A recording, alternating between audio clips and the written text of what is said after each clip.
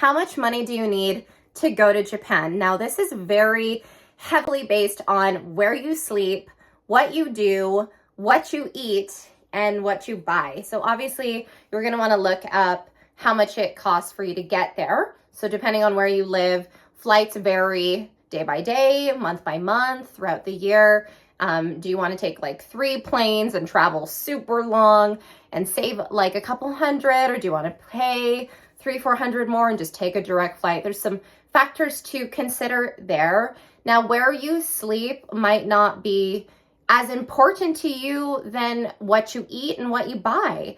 Now, you can try your best not to buy stuff when you're out there, but they present it to you so well, it's very hard not to shop in Japan. But I will tell you that if you're into collecting anime figures, dolls, you're into fashion, there are so many options there that are way cheaper than North America or Europe. So you don't worry about import. You don't worry about shipping costs. We've gone now twice, and so we go with empty luggages.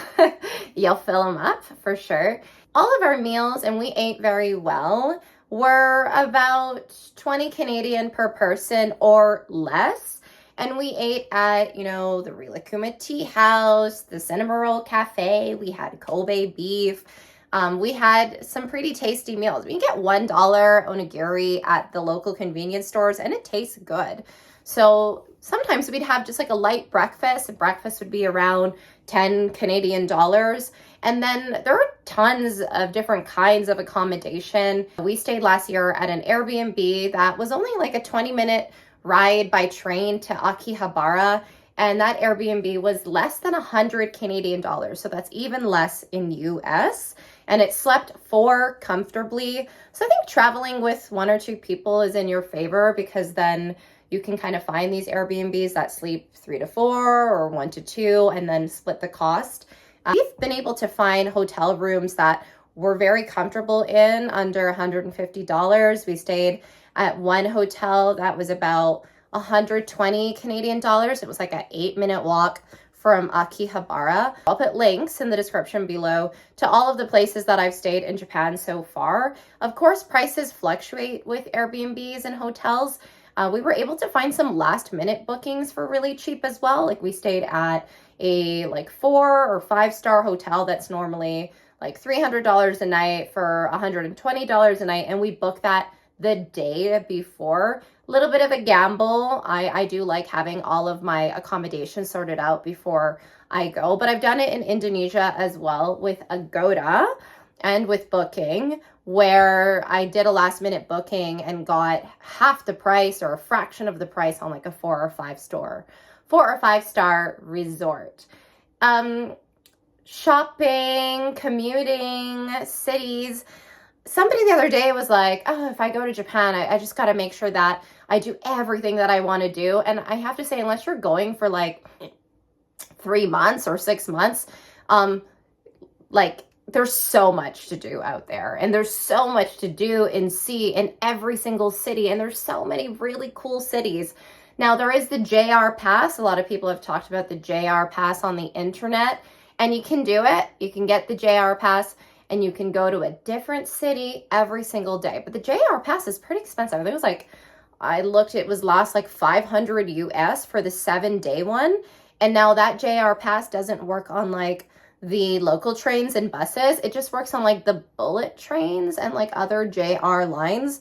So you can go from like Tokyo to Osaka to Kyoto to Kanazawa, and you can travel via bullet train. If you're going one way via bullet train, I think from Tokyo to Osaka, it was about 80 Canadian dollars. The price, I think, varies seasonally as well, because I swear last year it was more. But maybe we took you can get confusing because there's like the economy seats, and then there's like the scale up, and those cost a bit more, but you might want to get the one that is, going to save you time, like the train that's coming next, so you can get to the next city faster. But if you just stay in Tokyo, let's say, your entire trip, let's say it's 5 days, 7 days, 2 weeks, goodness, there's so many things to see in Tokyo, so many things. So you could really budget around just staying in one city, eating kind of like economically, maybe have like 1 or 2 nights that you go and you, eat very lavishly, but for the most part, you kind of save money on food. There's lots of street food vendors, lots of tasty meals under $10. So that's a for sure thing. Tons of anime figures, like ones that you can't buy anymore, like they're not like in retail stock on like major websites or on Amazon, that you'd look at on eBay, or you'd try to buy from another collector for like $300 and you'll find it. You might find it for $60 at an anime thrift store. So we didn't do a lot of thrifting last year, but we did some thrifting this year, and I was like, whew, there's some really affordable anime and Sanrio merch out here for really cheap. Now, accommodation wise, again, it's just to your comfort level. So if you are like comfortable with a shared bathroom, there's lots of different kind of like share houses, hostel situations. You want to look on Airbnb, you want to look on, Booking, Agoda, and you want to look in advance, I would say. But if you want to take a gamble and have your last 3-4 days and you book it like a few days before, you might get a good deal on a 4-5-star hotel at half the price, or you could just settle for, whatever you can find. But I don't think you'll ever be in a bind where you can't find a place for under $150. Like if you want to go really low and go to like $30-$40 there are accommodations, definitely. Usually they're with shared bathrooms. Usually it's just like a room. And then sometimes they're a little bit farther out, but the train systems are really fast. So let's say you stay like an hour outside of like where you want to go, but it takes you an hour to go in. I mean, that hour train ride might cost you $4. And so if you stay at a place that's like $60 and your train ride only costs $4, you're sacrificing, let's say, 2 hours out of your day, but then you have, X amount of money more to spend on that anime figure or on that collectible item. So I think a lot of planning can only benefit you. So really considering how much money you want to spend on items and how much room you have in your luggage. Like let's say you want to go to Sanrio Pure Land. That was, I think entrance was like $60. Meals were a little more there. They were like around $15 to $20 a meal. We had 2 meals while we were there. And the merchandise, like Sanrio merchandise, is actually, in my opinion, cheaper in Japan than it is buying it on like the Sanrio website or like by vendors locally who sell Sanrio. They just have more options. So again, if you're buying a Delphi Dream doll at the Volk store and you're getting the Delphi Dream, I forgot what it's called, but it's like the special experience, like that gets pretty pricey, right? Like we all know some dolls get really pricey into the like $600, $700, $800, $1,000 range, and some anime figures, like especially 1/3 scale ones, can get into $300-$400. If you're buying designer goods, designer clothes, like those are things to consider as well.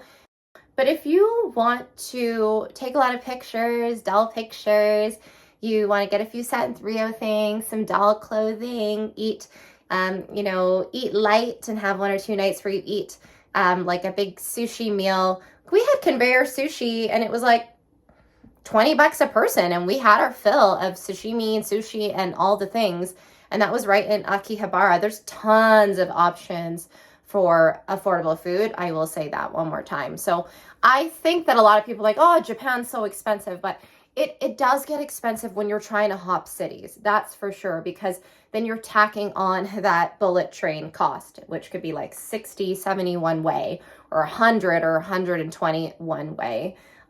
Transit, we were going back and forth by train and bus all day. So maybe per person going to like 5 different locations by transit, 20 minutes to 40 minutes in between each commute, maybe spent about like $20 a day, maybe max. Again, depending on how long the commute is.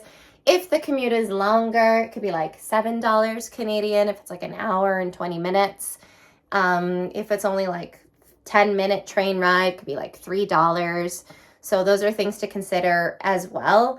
The prices for how much it costs to go from A to B are all on Google Maps. So let's say you find a hotel and you know you want to stay there, or you're thinking of staying there. You can just pop that hotel into Google Maps and then look up the directions via transit to, USJ, Universal Studios Japan, and then it'll show you how much it costs to go from your hotel to Universal Studios Japan and how long it's going to take. So you can really just map out exactly how much it's going to cost you for your commuting and your board, and then consider that, it just depends on what you want to eat and what you want to buy and how much you want to see and do. So many free attractions, cool things to see, absolutely for free. If you don't put any theme parks in your budget, then your trip could become quite affordable as well. But if you're pretty far away, like it's a 9-hour flight, then you might want to save more and do a lot when you're out there. I mean, I do agree that somebody was like, if I'm going to go all the way out there and they're from Canada and spend 9 hours on the commute, I want to go and do and see everything that I want to do. And you can. You can get the JR pass. It's $500 US or $700 US for the 12-day. You could try and see as many cities as you can in 12 days. You could do like ninja training, go to all the theme parks and museums. You can buy all the things. You could also be very modest with your spending and have an equally wicked time. So I'm leaning more into like going back to Japan and like shipping less things from Japan and less Japanese merch to my house, and just going and seeing it in person. And it's like, oh, if I want to buy it, if it feels right in the moment, then I'll buy it. And they're like my souvenirs from Japan. So that is where I'm at right now. If you love Japanese culture, you love Japanese food, you love anime, you love Japanese dolls, and you haven't been to Japan yet, save your money and go. That's my personal opinion and my advice. A little bit scary if you're going to go alone. I've been traveling alone for a really long time. And I will say that Japan, out of all, I've been to 8 different countries now. Japan is the safest country I have ever been to. It depends on the area. There's been some flack on like Kabuchiko lately. But again, people leave their bicycles out on the street. We dropped one of our transit cards at the Sanrio Pureland theme park. And at the end of the day, we went to the information desk and it was there. And they confirmed that it was ours. They like asked what train stations we went to, because they were able to scan it there and look that up. So it is very safe. But again, if you are a female traveling alone anywhere, you do want to be very, very careful about like walking down like corners and like dark alleyways at night. And you want to kind of stick to some public places. But, as long as you always say sumimasen, and you're very, very polite when you ask anyone questions to help you figure out where you need to go, or how much things are. People are very, very polite, and they're very, very nice. So it's really not as intimidating as you might think it is. And if you just save a little bit of money every single month, before you know it, you'll have enough to go. But definitely spending a few days just kind of like writing out, where you potentially could stay, and how much money you would spend on your food, your shopping, and your board and your flight. Write that all out. Then you can make like a solid savings plan so that you can go to Japan. And if you have a friend, you have a family member who's thinking of going, you can definitely split the costs of your accommodation, right? But you want to plan that together, and you definitely want to make sure you can travel with that person, because traveling with friends, with family, can be challenging. And there's a lot of walking. That's the last point that I will mention, is there is a lot of walking if you're taking the transit system. If you want to take taxis, it's an arm and a leg in Tokyo. It seemed to be a bit cheaper in Kyoto, and kind of medium priced in Osaka. It can save you a little bit of time, but it will take a chunk out of your budget. The transit system is like foolproof, but it is a little bit complex. So I do recommend looking at Google Maps line by line. You need data. So you can get like an eSIM, or at the airport, you can get like a little block that is like travel data. But I found the eSIM was cheaper. So you can look up some blogs on how to buy an eSIM and how to activate it on your phone. It's different for Samsung Androids and for Apple phones.